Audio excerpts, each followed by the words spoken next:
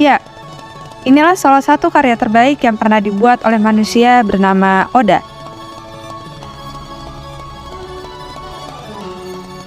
Film garapan studio dari negara Jepang ini berjalan sejak tahun 1999 dan berhasil menjadi salah satu top anime rilis yang paling ditunggu kelanjutan ceritanya. Ada juga film yang mengambil tema dan konsep yang sama, yaitu Pirates of the Caribbean. Dengan pemeran utamanya yaitu Bang Jack Sparrow, yang selalu berhasil membuat para penontonnya tertawa terbahak-bahak. Kedua film memiliki sebuah kesamaan dalam pengambilan konsep dengan tema bajak laut. Oda, sang God of One Piece, mengaku kalau dalam proses pembuatan, ia menggunakan referensi dari sumber-sumber sejarah yang ada di dalam kehidupan nyata. Nah, inilah yang membuat penasaran. Kedua film yang disebutkan tadi memiliki gambaran bahwa bajak laut memiliki kebebasan yang tinggi tanpa terikat oleh apapun. Di samping itu juga mereka digambarkan berkontribusi yang besar kepada permasalahan utama yang diangkat oleh film tersebut. Ya, walaupun penyelesaiannya tidak selalu menggunakan cara yang baik juga, tapi ini sangat berbeda dengan pengertian umum terhadap bajak laut yang digambarkan selalu berbuat kejahatan. Terbesitlah sebuah pertanyaan. Apakah bajak laut di masa lalu itu baik atau jahat? Dengan ini, kita akan mencari lebih dalam terkait referensi sejarah. Apa sih yang digunakan dalam kedua karya tersebut? Selama proses pencarian yang dilakukan, kita akan menemukan fakta-fakta menarik tentang era bajak laut. Tidak hanya ada di anime One Piece, namun juga ada dalam catatan sejarah. Nah, di video kali ini kami sudah merangkumnya untuk menjadi tempat berdiskusi. Bersama kalian, bagaimana cerita bajak laut di masa lalu? Tenang aja, karena ini bukan sekolah, jadi kalian bebas menciptakan teori liar sendiri. Kami juga memiliki beberapa teori liar yang menarik untuk kita bahas. Dan tahukah kalian bahwa bajak laut Indonesia pada masa Nusantara ternyata terhubung juga dengan dimulainya era bajak laut? Wow, langsung aja tanpa perlu banyak ngomong. Jadi, gini ceritanya.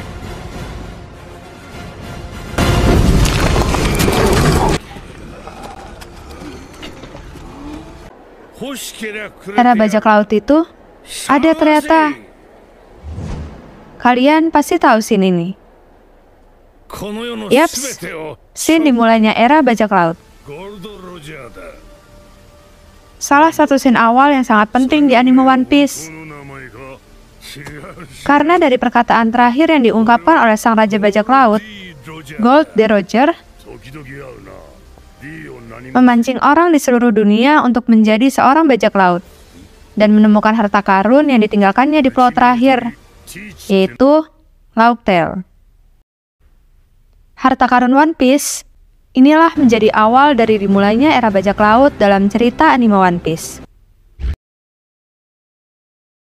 Sedangkan dalam film Pirates of Caribbean, memang tidak dijelaskan secara langsung bagaimana era bajak laut itu muncul. Tetapi ada beberapa petunjuk dari film ini yang memang dalam sejarah merupakan peristiwa nyata yang terjadi. Oke, kita mulai dari judulnya, yaitu Bajak Laut dari Karibia. Karibia mengacu kepada lautan Karibia yang memiliki banyak kepulauan, di mana pada film Pirates of Caribbean, di series pertama, scene awal dimulai pada Pulau Tortuga yang berlokasi di Laut Karibia. Ternyata, Pulau Tortuga sendiri di dunia nyata tercatat dalam sejarah memang sebagai salah satu wilayah yang pernah menjadi surga bagi para bajak laut pada abad ke-16 sampai ke-17. Tempat lain yang menjadi sarang bagi bajak laut juga ada di Laut Karibia, yaitu kota Royal Port. Kenapa di sana bisa menjadi surga bagi para bajak laut? Karena antara abad ke-16 sampai abad ke-17, kedua tempat ini memang tidak memiliki hukum yang tetap yang berlaku di sana. Ini juga digambarkan pada film Pirates of Caribbean. Kedua negara tersebut digambarkan sebagai penguasa pada dua tempat tersebut. Tidak hanya berhasil menggambarkan fakta realitas sejarah yang terjadi, tetapi juga memberikan informasi kata kunci lain terkait bagaimana para perampok bajak laut ini mulai bermunculan. Pulau Tortuga dan kota Royal Port pada awalnya merupakan wilayah jajahan dari Spanyol yang nantinya jadi perebutan oleh Inggris dan Prancis. Perebutan wilayah jajahan ini memang terjadi di periode abad ke-15 sampai ke-17. Yang mana bangsa Barat memulai misi mencari sumber daya dan menyebarkan agama di tempat lain.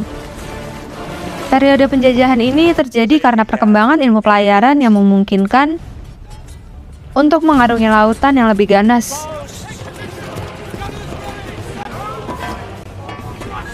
Nah, ini ada sebuah teori liar dari gue.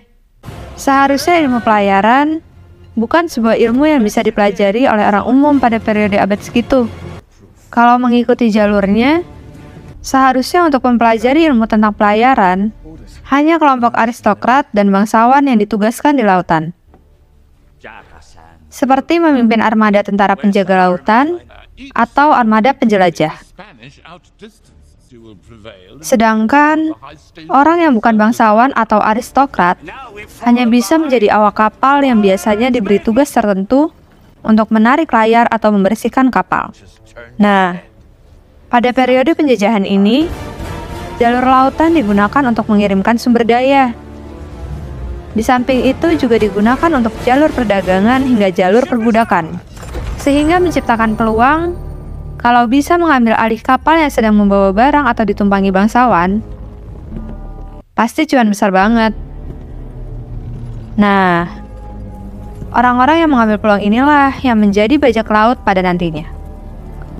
Dari sini kita bisa bikin asumsi, kalau seorang yang menjadi pemimpin bajak laut, paling memungkinkan berasal dari orang bangsawan atau aristokrat. Sebagai seorang bangsawan, pastinya juga mudah untuk mencari informasi terkait jalur pengiriman dan barang apa yang diangkut. Informasi tersebut bisa dijual kepada kelompok lain yang akan melakukan pencurian atau dia sendiri yang akan mengeksekusinya dan menjadi perompak.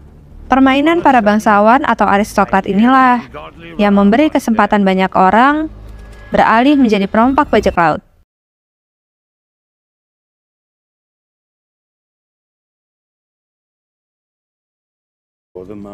Edward Teach berasal dari keluarga aristokrat dan menjadi salah satu pasukan dari Inggris melawan Spanyol pada masa penjajahan. Edward Teach sendiri berasal dari keluarga aristokrat dan menjadi salah satu pasukan dari Inggris yang melawan Spanyol pada masa penjajahan. Singkat cerita, setelah dia tidak lagi menjadi bagian pasukan Inggris, dia menjadi bajak laut yang sangat terkenal di masa lalu. Memasuki era bajak laut pada abad ke-16 sampai ke-17, era ini membuat negara penjajah seperti Spanyol dan Inggris kesulitan untuk melakukan pengiriman dari jalur air. Oleh sebab itu, para penjajah menciptakan pasukan pemberantas bajak laut untuk dikirim ke lautan Karibia yang diberi nama Privateer. Privateer adalah pasukan atau orang atau kapal yang diberi wewenang oleh pemerintahan untuk melakukan penyerangan kepada pengiriman asing selama era bajak laut. Karena pasukan dari pihak penjajah terbatas, karena terbagi untuk kebutuhan melakukan penjajahan dan melawan musuh kerajaan,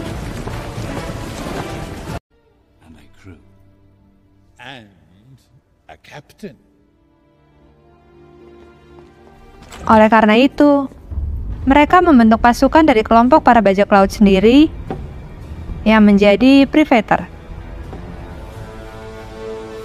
Cara ini digunakan untuk meminimalisir penggunaan sumber daya dari pelaut, senjata, dan juga kapal.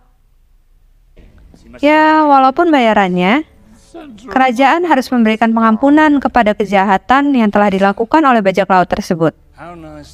Dalam sejarah, salah satu bajak laut terkenal yang menjadi privateer yaitu Edward Teach dari Kerajaan Inggris Raya. Cerita sejarah ini juga ada loh di dalam scene film Pirates of Caribbean. Barbossa berhasil mengambil hati Pangeran George II yang menjadi privateernya untuk membasmi bajak laut yang lainnya. Barbossa berhasil mengambil hati Pangeran George II dan menjadi privateernya untuk membasmi bajak laut yang lainnya. Sedangkan Edward Teach, lisensinya menjadi privateer, dicabut di periode yang sama, yang menjadikannya seorang perompak bajak laut yang lebih ganas, dengan tujuan balas dendam. Kalau di anime One Piece, Oda Sensei juga menggunakan konsep kelompok privateer ini yang dimasukkan ke dalam kelompok Shichibukai. Kelompok yang berisikan anggota bajak laut seperti Buggy, Edward Weevil, Dracula Mihawk, Boa Hancock, Bartolomeo Kuma, Gecko Moria, Marshall D. Teach, Crocodile, Jinbe. Mereka mau bekerja sama dengan Angkatan Laut Marinir dengan kesepakatan tertentu. Bagaimana bentuk kerjasama ini diperlihatkan oleh Oda Sensei ketika Angkatan Marinir berperang melawan bajak laut Shirohige pada Arc Marineford. Pada perang ini, seluruh kelompok Shichibukai diminta untuk membantu Angkatan Marinir menghadang bajak laut Shirohige yang ingin menyelamatkan Ace dari hukuman eksekusinya.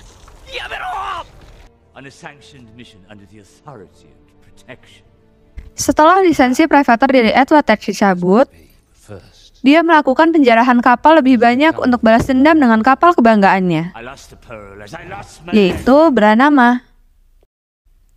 Hal itu juga yang menjadikannya sebagai bajak laut yang paling ditakuti di lautan Karibia, dengan nama Blackbird. Cerita keganasan dari bajak laut Blackbird juga digunakan oleh Oda pada anime One Piece miliknya. Asumsi gue sih, Oda memasukkan cerita dari Edward Teach dengan membaginya kepada dua karakter. Satu Edward yang menjadi karakter Edward Newgate atau Shirohige, sedangkan Teach menjadi karakter Marshall D. Teach yang nantinya membentuk bajak laut Blackbird. Setelah berkhianat dari Shirohige, cerita ganasnya bajak laut Edward Teach sendiri dalam sejarah berakhir ketika dia berhasil ditangkap oleh pasukan di bawah komando Letnan Robert Maynard dalam pertempuran yang dikatakan sangat brutal. Sensei Oda juga mengabadikan momen kematian dari Kapten Bajak Laut Edward ke dalam cerita One Piece miliknya. Dalam salah satu sumber sejarah menyatakan kalau Edward akhirnya jatuh setelah menerima 20 luka akibat pedang, 5 bola senapan, dan luka lainnya.